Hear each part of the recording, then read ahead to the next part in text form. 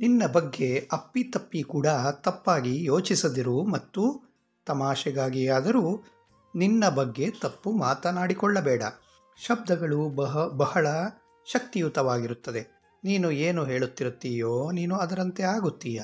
ಆದ ಕಾರಣ ಜೀವನದಲ್ಲಿ ಇಲ್ಲಿಯ ತನಕ ಏನು ನಡೆಯಿತೋ ಅದನ್ನು ಹಾಗೆಯೇ ಬಿಟ್ಟುಬಿಡು. ಇವತ್ತಿನಿಂದ ನಿನಗಾಗಿ ಒಳ್ಳೆಯದನ್ನೇ ಯೋಚಿಸು.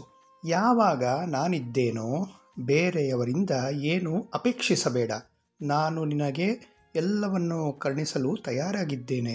ಹೀಗಿರುವಾಗ ನೀನು ಬೇರೆಯವರಿಂದ ಏಕೆ ಏನಾದರೂ ಬಯಸಬೇಕು? ಮಾಡುವವನು ಮತ್ತು ಮಾಡಿಸುವವನು ಎರಡೂ ಕೂಡ ನಾನೇ ಆಗಿರುವೆನು.